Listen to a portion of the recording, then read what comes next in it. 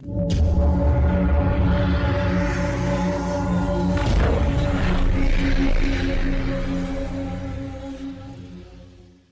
بعض نوجوان جو ہے اپنے آپ کو ہینڈسم خوبصورت دکھانے کے لیے، مجھے بتایا گیا کہ آج کل ایک بلو بیٹی نوٹ ایک کریم ہے، سٹیلمن فریبل کریم ہے، آرچ پرل کریم ہے، تینوں کو ملا کے رات میں لگا کے سو جانا. میرے کو بتایا گیا، نہیں معلوم، لگا کے سو جانا اور دھوپ میں نہیں نکلنا، دھوپ کم رہی تو نکلنا. اور یہ بھی بتایا گیا کہ 15 دن کے بعد اس کا رنگ اچھا ہوتا، انہیں خوبصورت دکھتا. کیا ہے یار، کیا ہے وہ؟ کیوں؟ یہ جو آپ کو جو بنایا گیا ہے نا، وہ کون بنایا معلوم آپ کو؟ جو آپ کا اور تمہارا چہرہ ہے وہ کون بنایا؟ تم دنیا کی باتوں میں آ کے کہہ رہے ہو کہ نہیں میں خوبصورت نہیں. ارے تم کو اللہ نے بنایا تو اللہ خوبصورت ہی بناتا رہے کو. زمین و آسمان کا خالق اپنی مخلوق کو خوبصورت ہی بنا سکتا ہے، مگر تم نہیں. میرے کو لگانا ہے کریم والے کا فائدہ ہو رہا، آپ کا نقصان ہو رہا.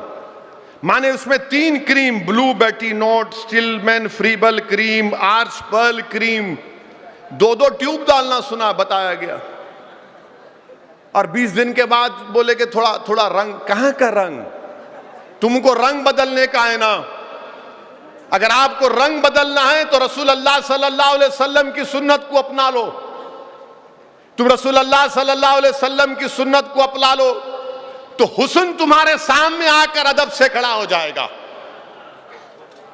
تم رسول اللہ صلی اللہ علیہ وسلم کی سنت کو اپنا لو، حسن تمہارے سامنے آ کر ہاتھ بن کے کھڑے ہو جائے گا. میرے نوجوانوں، اس بات کا خیال رکھو. میں آپ سے یہ بھی اپیل کر رہا ہوں کہ میری اس بات کا یاد رکھیے کہ اللہ کے رسول صلی اللہ علیہ وسلم نے جب کوہ صفا پر کھڑے ہو کر مکہ کی سرزمین پر لوگوں کو دعوت دی کہ آؤ اسلام کو قبول کرو، تو کیا رسول اللہ صلی اللہ علیہ وسلم نے چاند کے 2 ٹکڑے کر کے دکھائے؟ کہ رسول اللہ صلی اللہ علیہ وسلم نے سورج کو واپس بلا کر دکھایا؟ نہیں. اللہ کے رسول صلی اللہ علیہ وسلم نے کیا کہا پہلے؟ رسول اللہ صلی اللہ علیہ وسلم نے اپنی سیرت کی بات کی اور کہا کہ میرے بچپنے سے لے کر اس زندگی تک اگر تم اس میں ایک عیب پاؤ تو میری بات کا یقین مت کرو. یہ محمد صلی اللہ علیہ وسلم نے کہا. ہم خوش قسمت ہیں کہ اللہ سبحانہ و تعالیٰ نے اپنے حبیب محمد مصطفیٰ صلی اللہ علیہ وسلم کا ہم کو امتی بنایا. تو نوجوانوں یاد رکھو، تم اگر وقت خراب کر رہے ہو تو وقت تمہارا نہیں ہے، قوم کا ہے، مسلمانوں کا ہے. مسلم نوجوانوں، اگر تم اپنا وقت خراب کر رہے ہو تو تمہارا نہیں، تم قوم کا وقت خراب کر رہی ہو. تم اپنی قوم کا وقت خراب کر رہے ہو. اپنے وقت کو استعمال صحیح کرو اور رسول اللہ صلی اللہ علیہ وسلم کی سیرت کو پڑھو کہ جب رسول اللہ صلی اللہ علیہ وسلم، ترمذی شریف کی حدیث ہے، جب رسول اللہ صلی اللہ علیہ وسلم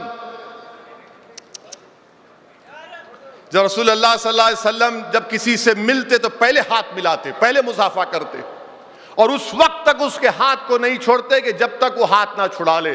اس وقت تک اس آدمی کو دیکھتے رہتے جب تک وہ اپنی چہرے کو نہ پلٹا لے. اور اس لیے واقعات میں آیا کہ مدینے میں ایک مرتبہ ایک دیوانی ہماری ماں نے اللہ کے رسول صلی اللہ علیہ وسلم کا ہاتھ پکڑ لیا اور ہاتھ پکڑ کر پورا مدینہ رسول اللہ صلی اللہ علیہ وسلم کو پھرا رہی ہے. اور زمانہ اس پر رش کر رہا ہے کہ دیوانی نہیں ہے، یہ عقل مند ہے، اس نے محمد مصطفیٰ صلی اللہ علیہ وسلم کا ہاتھ پکڑ لیا. اور رسول اللہ صلی اللہ علیہ وسلم اس سے کیا کہتے ہیں کہ اے میری ماں، تو پریشان مت ہو، تو مجھ سے جو بولنا چاہتی ہے بول، میں سننے تیار ہوں. تو مجھے کہاں لے کر جانا چاہتی لے کے چل، میں چلنے کو تیار ہوں. یہ اللہ کے رسول صلی اللہ علیہ وسلم ہیں. اللہ کے رسول صلی اللہ علیہ وسلم بھوکے ہیں. صحابہ کرام کہتے ہیں رسول اللہ بھوکے ہیں، تو رسول اللہ صلی اللہ علیہ وسلم بھوکے رہ کر صحابہ کرام کو کھجور دیتے ہیں. ایک دودھ کا پیالہ ہے، 70 صحابی ہیں، اللہ کے رسول صلی اللہ علیہ وسلم سب کو پلا کر آخری میں پیتے ہیں. بدر کا سفر ہے، جنگ بدر کا سفر ہے، شیر خدا حضرت علی ساتھ ہیں، ابو لبابہ رضی اللہ تعالیٰ عنہ ساتھ ہے، رسول اللہ صلی اللہ علیہ وسلم اونٹ پر سوار ہیں، اور جب باری آئی شیر خدا کی اور ابو لبابہ کی بیٹھنے کی تو دونوں نے عرض کیا رسول اللہ آپ بیٹھیے صلی اللہ علیہ وسلم، تو اللہ کے رسول صلی اللہ علیہ وسلم نے منع کیا اور کہا کہ میں تم سے زیادہ طاقتور ہوں چلنے میں تم سے زیادہ اجر کا طلبگار ہوں۔ رسول اللہ صلی اللہ علیہ وسلم نے انکار کر دیا۔ میرے عزیز دوستوں اور بزرگوں، نوجوانوں، ان باتوں کو یاد رکھو، اور میں آپ کو یہ بات بتانا ضروری سمجھتا ہوں، اس بات کو یاد رکھو آپ میری، کہ اللہ کے رسول صلی اللہ علیہ وسلم کی سیرت ہمارے سامنے ہے، اور دنیا دیکھ رہی ہے، دنیا یہ سمجھ رہی ہے کہ ہم اسلام کو دبا دیں گے۔ ہمارے ملک میں بعض طاقتیں ہیں جو یہ سمجھتے ہیں کہ ہم کو اگر دین کے فرائض سے روک دیا جائے گا تو اسلام کو ختم کر دیں گے۔ یاد رکھو اسلام کوئی نوالا نہیں ہے کہ تم ہضم کر لو گے۔ اسلام کو اگر تم یہ سمجھ کر آؤ گے تو یاد رکھو یہ کوئی نوالا ہم نہیں ہے، ہم کوئی چنے بٹانے نہیں ہیں، لوہے کے چنے ہیں، تم کو چبانا پڑنا مشکل پڑ جائے گا۔ میرے عزیز دوستوں اور بزرگوں، لوگ اسلام کے تعلق سے کیا کیا نہیں کیے، کیا کیا تاریخ پڑھو آپ، تاریخ بتا رہی ہے، تاریخ یہ بتا رہی ہے کہ بغداد میں تاتاریوں نے، منگولوں نے 40 دن میں 3.5 لاکھ مسلمانوں کا قتل عام کیا۔ 40 دن میں 3.5 لاکھ مسلمانوں کا قتل عام کیا، اور ہلاکوں نے کہا کہ جتنی قرآن ہے بغداد سے لاؤ، قرآن کو جلا دیا۔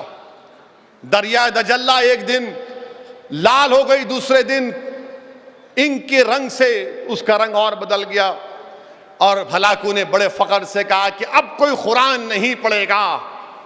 تو ان لاشوں میں سے ایک 6 سال کا بچہ اٹھا، زخمی حالت میں اٹھ کر قرآن کو پڑھنا شروع کیا، اور ہلاکوں کی آنکھ میں آنکھ ڈال کر کہا کہ تو اگر کاغذ کو جلا دے گا تو سمجھ رہا ہے قرآن ختم ہو جائے گا، قرآن ہمارے سینوں میں اور نسل در نسل باقی رہے گا۔ ہلاکو پریشان ہو گیا، ہلاکو پریشان ہو گیا۔ آپ سوچو، ابن کثیر البدایہ والنہایہ کتاب میں لکھتے ہیں کہ 40 دن میں 3.5 لاکھ مسلمانوں کا قتل عام ہوا، 3.5 لاکھ۔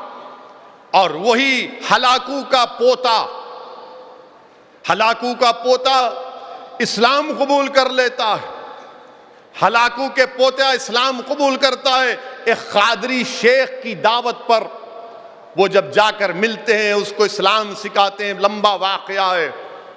اس کے بعد وہ اپنا نام بدل کر احمد رکھتا ہے، شہید ہو جاتا ہے۔ پھر محمد غزن اس کا بھتیجا، اور پھر اس کے بعد برکا خان شمس الدین باقوری رحمت اللہ علیہ کے ہاتھ پر اسلام قبول کرتا، جنہوں نے 40 دن میں 3.5 لاکھ مسلمانوں کو قتل کیا۔ وہ اسلام کی حفاظت میں کھڑے ہو گئے۔